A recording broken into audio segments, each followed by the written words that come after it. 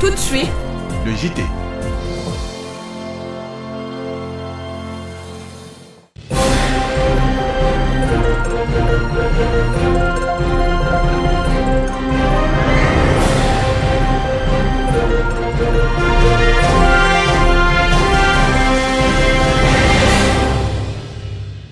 Bonsoir à toutes et à tous, bienvenue au rendez-vous de la chaîne citoyenne. Mesdames et messieurs, merci de nous suivre.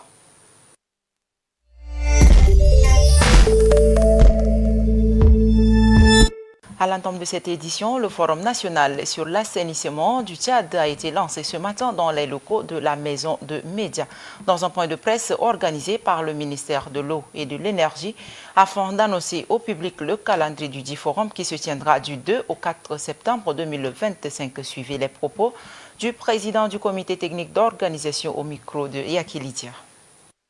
Dresser un état de lieu réaliste de la situation de l'assainissement au Tchad, identifier les défis majeurs auxquels les populations et les collectivités font face, valoriser les initiatives et bonnes pratiques alors en matière d'assainissement, mobiliser les acteurs institutionnels, les partenaires techniques et financiers, les experts et la société civile pour les actions concertées. Depuis plusieurs mois, le comité technique d'organisation est mis à pied d'œuvre pour mettre des petits plats dans les grands. J'ai la joie de vous annoncer que toutes les dispositions préparatoires sont prises. La logistique, les participants, les panels sont prêts. Nous attendons désormais avec impatience le jour J pour célébrer ce moment tant attendu.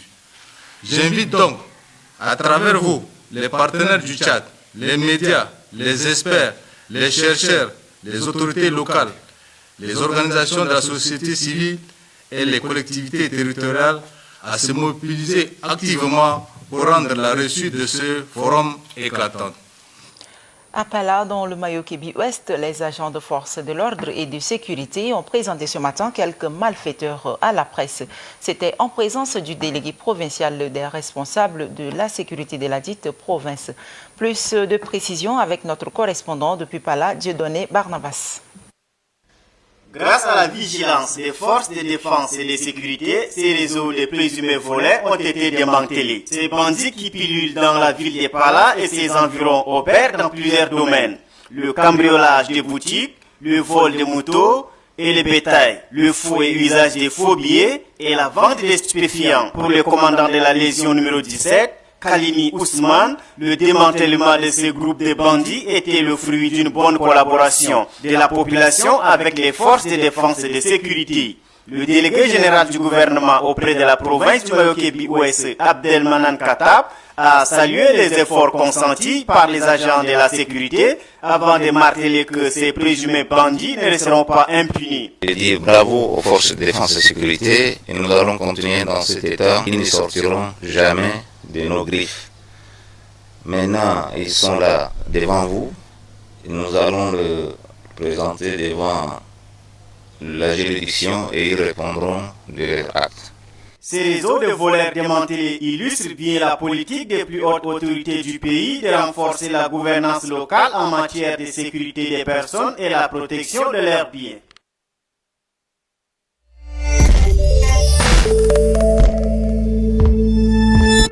Et puis le délégué général du gouvernement auprès de la province du Logone occidental, Dago Yacoub, a présidé la cérémonie du lancement de la Semaine de l'Arbre édition 2025. Cet événement a eu lieu à l'école primaire des Assemblées de Dieu, située au quartier Taillé, dans le 4e arrondissement municipal de la ville de Moundou. Retrouvons notre correspondant Golmem Ali Emmanuel depuis Moundou. Cette initiative qui vise à sensibiliser la population à l'importance de la protection de l'environnement et à la préservation du patrimoine arboré a réuni les autorités administratives, civiles et militaires de la province, les leaders d'associations et leaders traditionnels ainsi que des religieux. Le directeur de l'école privée des Assemblées de Dieu de Taillé, Bekany Osé, a exprimé sa gratitude envers la délégation provinciale de l'environnement, de la pêche et du développement durable du Logone occidental pour avoir choisi son école comme lieu d'accueil de cet événement significatif significatifs. Il a également souligné l'urgence d'un soutien des autorités pour protéger les jeunes plants de la cour, souvent menacés par les bétails des éleveurs vivant à proximité. Le délégué provincial de l'environnement, de la pêche, du développement durable du Logone occidental a souligné l'importance cruciale des arbres dans l'écosystème. L'arbre n'est pas seulement un simple ornement, il est une vie, il est un oxygène, il est un abri, il est l'un des meilleurs que nous avons pour relever les défis environnementaux qui se redressent devant nous. Ainsi, le délégué général du gouvernement auprès de la province de Logone occidental. Votre présence ici témoigne du soutien des hautes autorités de la République à notre cause. Vous incarcérez la volonté du président de la République, chef de l'État, le marshal Mamadou Idriss Déby Itno, de faire de l'environnement un pilier essentiel du développement durable. Qu'il me soit permis d'ici de saluer et remercier également toute la bonne volonté qui, chaque jour, se mobilise pour défendre la nature et de sensibiliser nos communautés. Le délégué général du gouvernement auprès de la province du Logone occidental a évoqué les efforts significatifs du gouvernement en matière de protection de l'environnement. Cependant, il a également noté que ces efforts n'ont pas produit les résultats escomptés en raison de plusieurs facteurs. Il ignore les efforts que les hautes autorités de la République concentrent depuis la nuit des temps pour protéger, préserver l'environnement. Ces efforts traduisent sous forme d'une panoplie de mesures, notamment l'instauration de l'unité provinciale de la protection de l'environnement et de lutte contre la désertification, les brousses et la coupe abusive des bois verts. Mais force est de constater donc il peut ou pas d'impact sur le terrain, suite à une conjugaison de facteurs parmi lesquels le comportement et les pratiques peu orthodoxes de nos concitoyens tchadiens. Le délégué général du gouvernement auprès de la province a invité la population à se mobiliser pour mener des actions concrètes en faveur de la préservation de l'environnement, notamment des activités de plantation d'arbres, de nettoyage des espaces publics et de sensibilisation sur l'importance de la protection de l'écosystème.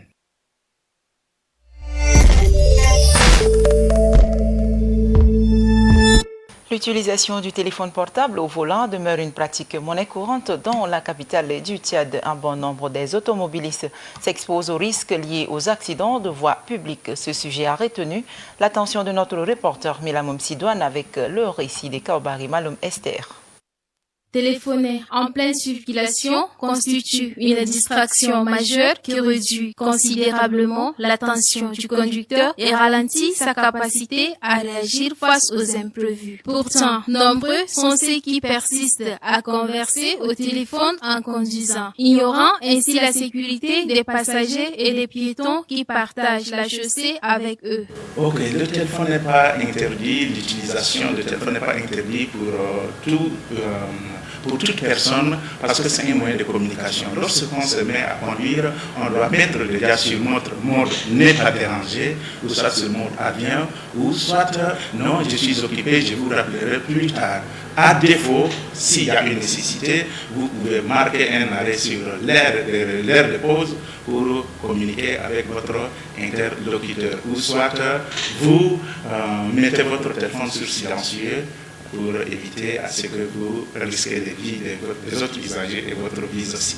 Selon les spécialistes de la sécurité routière, l'utilisation du téléphone au volant figure parmi les principales causes d'accidents. En effet, une simple conversation détourne le regard d'un conducteur, réduit son champ visuel et augmente son temps de réaction. Les conséquences peuvent être dramatiques, blessures graves, voire décès, touchant non seulement l'automobiliste et ses passagers, mais également les autres usagers de la route.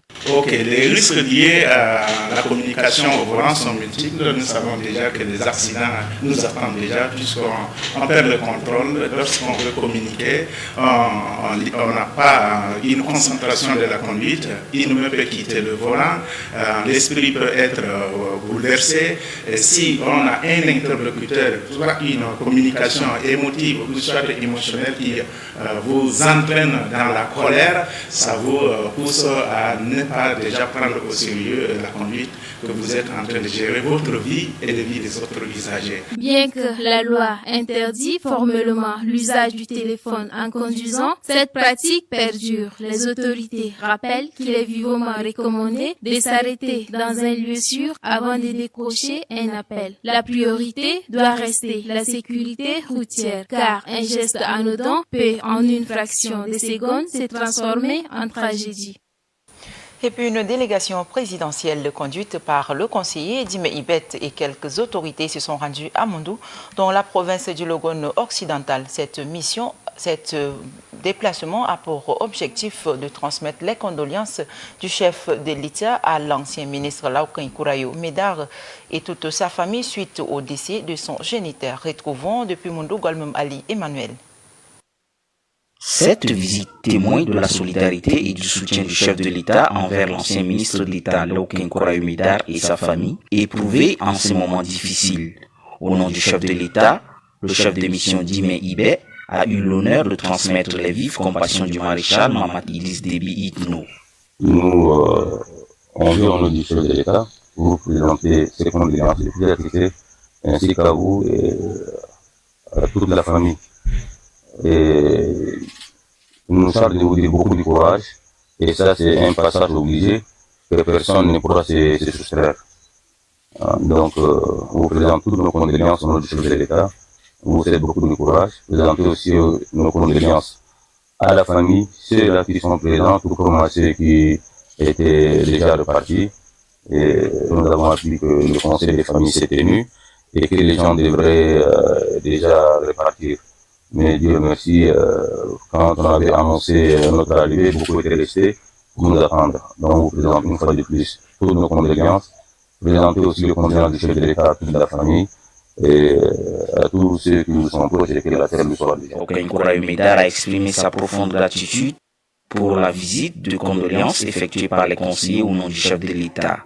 Pour lui, cette attention marquante, particulièrement pour lui, est un geste qui lui touche profondément. L'ancien ministre a souligné, à juste titre, que cela constitue une grande première dans sa vie et il ne peut que remercier le chef de l'État pour cette marque de considération qui lui va droit au cœur. Votre arrivée ici, pour moi, c'est quand même unique en son genre. Je suis né ici à Mondou, au quartier Baguirmi. J'ai grandi ici, j'ai au lycée Admidal avant de continuer au lycée Eboué. Avant d'aller tourner ma bourse un peu partout, je suis revenu ici. Je n'ai jamais assisté à un tel événement. Qu'un chef de l'État puisse désigner une délégation pour venir prendre condoléances à un simple citoyen. Ça, vraiment, je vous dis, c'est exceptionnel pour nous. Donc, tout ce que nous allons vous dire, c'est d'aller dire au chef de l'État tous nos remerciements pour ce geste sans pareil. La mission comprenait, outre Dime Ibet, les conseillers Ramdongarti Dimdingar, Aboubakar Mahamad Borgo et Gambay Djegoltar.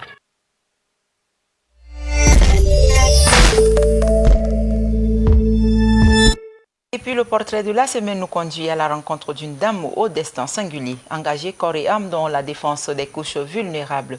Fondatrice de la Fondation Melom pour le bien-être social, Madame Keider Melom Dingamnodi œuvre inlassablement pour une société plus juste, équitable et tournée vers le changement. Elle consacre donc son énergie à soutenir les victimes de violences basées sur le genre, les personnes handicapées, les familles en difficulté et les enfants défavorisés. Bainadi Nicolas nous amène à la découverte de cette dame.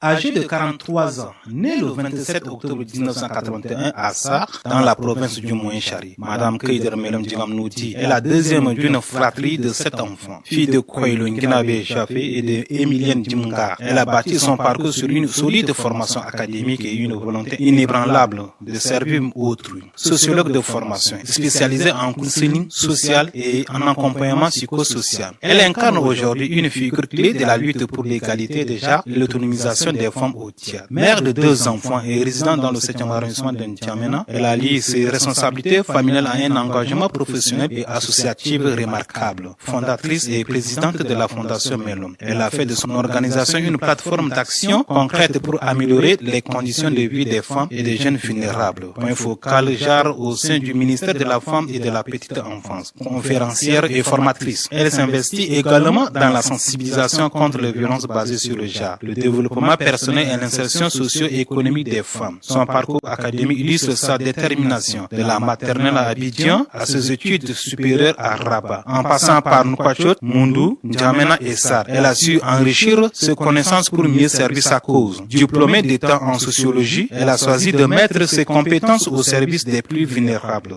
Après mon école primaire, établie à Nouakchott en Mauritanie, je suis revenue à N'Djamena. Et donc à N'Djamena, j'ai fait la 6e au collège évangélique. Et donc après le collège évangélique, mes parents m'ont conduit à ça, d'où j'ai fait de la 5e en terminale, le lycée Charles Lwanga. Et donc j'ai pu avoir un bac A au lycée collège Charles Lwanga avec une mention assez bien. J'ai eu la grâce encore d'obtenir une bourse de l'État tchadien, du ministère de l'Enseignement supérieur qui m'a accordé, et je suis allée au Maroc étudier. J'ai étudié 3 ans et j'ai eu en fin d'études un diplôme d'État en sciences sociales. Son regard franc, empreint de détermination, traduit une force intérieure forgée par les épreuves. Son engagement ne relève pas du hasard, mais d'une conviction profonde, celle de transformer les épreuves sociales en opportunités de résilience et d'autonomisation. À travers la Fondation Melom, elle mène des actions de proximité, séances de counseling individuelles et collectifs, formation de 50 femmes sur les violences basées sur le genre, distribution de kits alimentaires aux plus démunis pendant le mois de Ramadan. Faute de moyens, elle a transformé une chambre de sa propre maison en siège provisoire de l'organisation. Une preuve de plus de sa passion et de son engagement pour une cause noble. Oui, la Fondation Melom, c'est une fondation fondée par la dite mère. Notre objectif est de rendre le quartier à trône propre. Et vous savez que la propriété et le bien, ça nous concerne. Ce n'est pas l'affaire de la mairie. Donc la Fondation s'est engagée. Et nous, les jeunes de ce quartier, on s'est engagés aussi pour faire la salubrité. On a fait le café premièrement, on a lavé. Et puis après ça, on a mené ça au moulin. On a tout fait et puis actuellement, nous sommes à l'aise avec ça. Elle nous a beaucoup aidé en ça. Son style simple, son approche authentique et sa proximité avec les communautés témoignent d'une personnalité sincère, animée non par la recherche de prestige, mais par le désir d'éclairer les combats des autres. Une vue d'ensemble sur la population tchadienne m'a permis de remarquer que la population tchadienne vit sous le seuil de la pauvreté. Contrairement à plusieurs pays de l'Afrique de l'Ouest, de la sous-région, nous sommes encore en retard. Et ce chiffre alarmant de pauvreté-là m'a fait comprendre que nous sommes des citoyens de ce pays. Et nous ne devons pas rester ainsi, regarder cette pauvreté-là accrue se perpétue. Et donc, je me suis dit, ce serait formidable de créer une structure sociale qui s'appellerait Fondation pour le bien-être social, qui serait bien en convenance avec ce que nous vivons au sein de la société et ce que nous voulons présenter comme aspect serait la paix ramenée. Et cette paix chèrement acquise par nos autorités. D'abord, je loue le travail fait par le président de la République, paix à son âme, qui est parti, le maréchal Idriss Déby Itno, qui nous a laissé cette paix-là. Et cette paix-là perpétuée par son fils en ce moment encore, au prix de sa vie même. Tout ce que l'État tchadien présente, tout ce que les dirigeants présentent, m'ont mis la puce à l'oreille. Et cette pauvreté-là en a cru aussi, m'a mis la puce à l'oreille et m'a dit, il va falloir créer cette fondation Melom pour le bien-être social, pour faire du bien à la population tchadienne. En décembre 2024, après avoir quitté son poste à la FAO, elle s'est lancée dans une nouvelle aventure, donner vie à la Fondation Melom. Aujourd'hui, elle s'impose comme une militante infatigable, une bâtisseuse de ponts entre les individus et une figure inspirante du développement communautaire au Tchad. Keider Melom Djingamnoudi, une femme de cœur et d'action, trace sa route avec un objectif clair, renforcer l'accès à l'information population, soutenir l'autonomisation et bâtir une société où chaque femme et chaque jeune vulnérable a droit à la dignité et à l'avenir.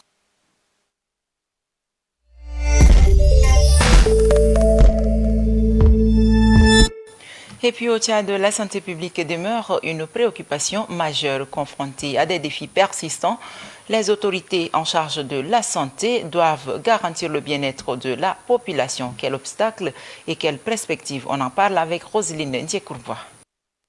Pays sahélien en quête de stabilité sanitaire, le Tchad affiche des indicateurs préoccupants, une mortalité maternelle et infantile encore élevée, la persistance de maladies transmissibles telles que le paludisme, la tuberculose et le VIH-Sida, qu'une malnutrition qui affecte lourdement les enfants. Interrogé à ce sujet, le professeur Aboksuna Djoma Tchelimou revient sur les faiblesses structurelles du système de santé et souligne que le mode de vie et les comportements sociaux constituent des déterminants essentiels de la santé publique.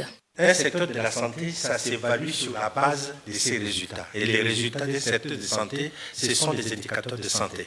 Et les indicateurs de santé, c'est autour des indicateurs de la mortalité et les indicateurs de morbidité. Le taux de mortalité maternelle du Tchad demeure toujours alarmant. La mortalité maternelle est l'une des plus élevées au monde, avec 1092, ça veut dire pour 100 000 naissances vivantes. Ça veut dire qu'il meurt beaucoup plus de femmes en donnant la vie. Et puis la deuxième, c'est la mortalité des enfants de moins de 5 ans, qui est au-delà de 50, 60 quelques %. Donc on voit très bien que le secteur de la santé, il n'est pas très performant. Les habitudes de vie sont l'un des facteurs déterminants les plus importants. L'un des déterminants les plus importants, ce sont les habitudes de vie. Et lorsque ce sont des comportements, lorsque une population ne se comporte pas bien, mange n'importe quoi, est sale, se laisse piquer par des moustiques ou par je ne sais pas quoi, effectivement, ça relève du comportement ou des habitudes de vie. Et c'est ça qui explique plus de 40% de taux de mortalité dans un pays. Sensibiliser la population et l'interpeller sur ses comportements reste une nécessité. Le système de la santé tchadien, longtemps caractérisé par l'insuffisance des infrastructures, le déficit en personnel qualifié, particulièrement dans les zones rurales, et une forte dépendance au financement extérieur, demeure fragile. Toutefois, plusieurs réformes structurantes ont été initiées ces dernières années, telles que l'adoption d'une politique nationale de santé, le lancement du processus de couverture santé universelle, le développement de la santé communautaire et intégration progressive des technologies numériques. Ces avancées, bien que notables, peinent encore à inverser les tendances sanitaires. Le secteur de la santé publique au Tchad se situe aujourd'hui à la croisée des chemins entre défis persistants et opportunités de transformation, avec l'ambition d'édifier un système plus résilient, équitable et accessible à tous.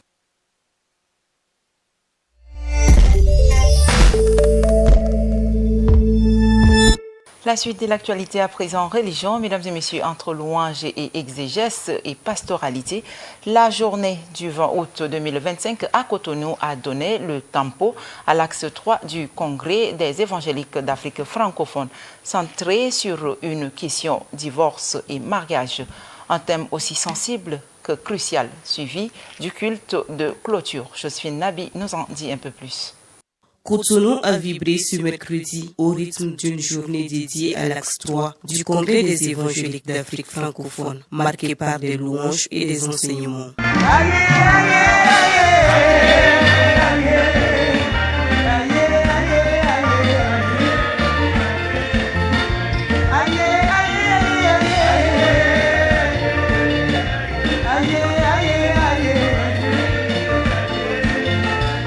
La problématique du divorce et du remariage a été au cœur des échanges, sous le regard résolu des églises de la francophonie africaine. Au terme des travaux, le président de l'Alliance des évangéliques d'Afrique a exprimé sa satisfaction.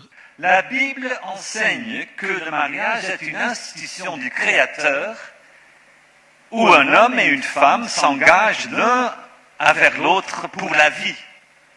Le Seigneur accorde sa grâce aux époux pour qu'ils puissent vivre dans la fidélité mutuelle. Ce qu'il attend, c'est un service réciproque fondé sur l'amour. Mais la Bible reconnaît aussi la fragilité humaine. Le péché peut endommager ou même briser une relation conjugale, tout comme d'autres relations fondamentales. Je voulais dire que je suis satisfait comme président de l'association des évangéliques d'avoir une famille francophone qui prend de plus en plus conscience et qui prend l'initiative. Si à la fin, si je ne fais pas 2 mandats, si à la fin de mon mandat, j'ai une alliance des évangéliques forte en Afrique francophone, ce sera un bien pour l'Afrique tout entière. Nous avons un défi, c'est de faire que la mère de nos institutions, qui est la FATEP, devienne aussi une université. Et toutes ces têtes-là ne sont-elles pas là pour faire l'université protestante, évangélique, je veux dire l'université évangélique d'Afrique francophone. Le culte de clôture a constitué le point culminant de la journée par la Sainte Seine. La journée s'est achevée par la traditionnelle photo de famille, symbole d'unité, de joie et de partage.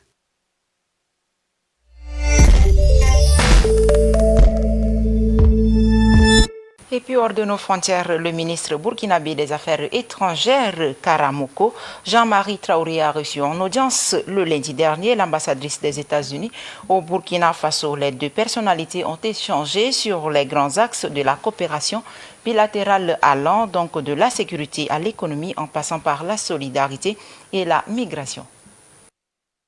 Au cours de cette rencontre, la diplomate américaine a réaffirmé l'engagement de son pays à accompagner le Burkina Faso dans ses efforts de développement et de stabilité. Elle a par ailleurs encouragé le ministre Traoré à multiplier les échanges avec les responsables institutionnels américains en marge de la 80e Assemblée générale des Nations unies prévue en septembre prochain à New York. Dans le même élan, elle a annoncé l'arrivée prochaine à Ouagadougou d'une délégation de membres du Congrès américain et spécialisée dans les questions de financement et de sécurité. Pour sa part, le chef de la diplomatie burkinabé a salué la constance du soutien américain et exprimé la volonté des autorités nationales de consolider une coopération fondée sur le respect mutuel et l'intérêt partagé. Insistant sur la problématique migratoire, il a plaidé pour la mise en œuvre des politiques plus humaines et efficaces dans les pays d'accueil afin d'éviter le refoulement et répatriement aux conséquences souvent dramatiques. Dans un geste symbolique, l'ambassadrice Loka a salué la nomination récente du général Kassoum Koulibaly comme nouvel ambassadeur du Burkina Faso à Washington, y voyant un signal fort pour l'avenir des relations bilatérales. Cette audience riche en perspectives illustre la volonté commune du Burkina Faso et des États-Unis d'inscrire leur coopération dans une dynamique durable, équilibrée et porteuse d'opportunités pour les 2 peuples.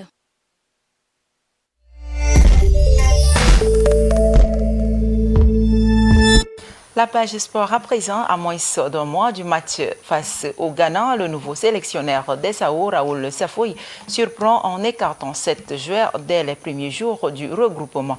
Une décision qui relance les débats sur la gestion de l'équipe nationale et les choix opérés dans un contexte encore marqué par l'héritage de son prédécesseur.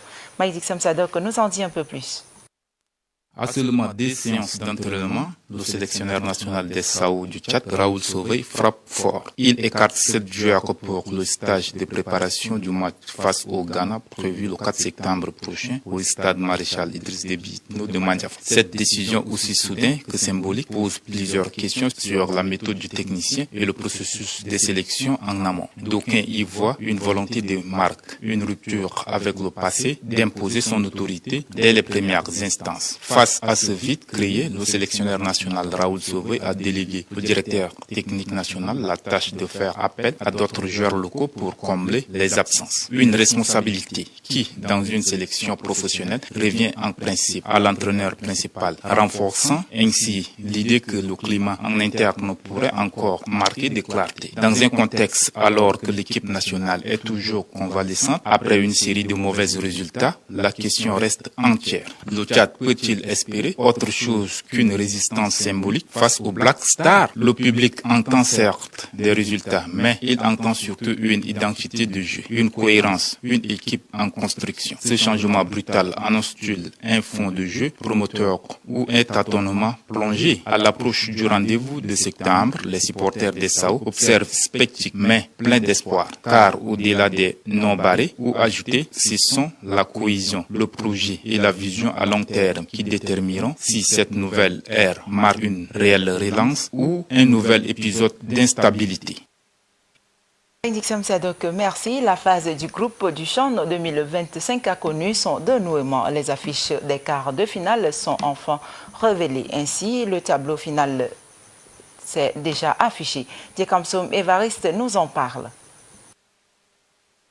Kenya, Madagascar, deuxième qualifié de ce CHAN. Le Kenya, l'un des 3 pays hôtes, avec la Tanzanie et l'Ouganda, affronteront Madagascar vendredi pour la première opposition des quarts de finale au mois international sport centre de Nairobi. Les Kenyans visent une première qualification pour le dernier carré. Les Malgaches, eux, une deuxième. Dans la même soirée, Tanzanie-Maroc, le deuxième quart de finale mettra aux prises la Tanzanie, 4 autres pays organisateurs et premiers qualifiés avec le Maroc qualifié aux dépens de la République démocratique du Congo au Benjamin Kamba Stadium de Dar es Salaam. Sacré en 2018 puis en 2020, les Marocains sont en quête des 3e titres en 4 éditions. L'Ouganda-Sénégal, 3e pays co-organisateur du CHAN. L'Ouganda passera au révélateur du tenant du titre sénégalais samedi sur la pelouse de Mandela National Stadium de Kampala avec une demi-finale historique en ligne des mires. Et enfin, Soudan-Algérie, l'Algérie qui est deuxième du groupe C devra oser son niveau de jeu pour espérer rallier le dernier carré pour la seconde fois de suite aux dépens du Soudan arrivé en tête du groupe D devant le Sénégal et le Nigeria. La confrontation aura lieu à l'Amman Stadium de Zanzibar. Et c'est la fin de cette édition. Merci à toute l'équipe de la réalisation. Merci à vous, mesdames et messieurs, de nous avoir suivis. Très bonne suite en compagnie du reste de nos programmes.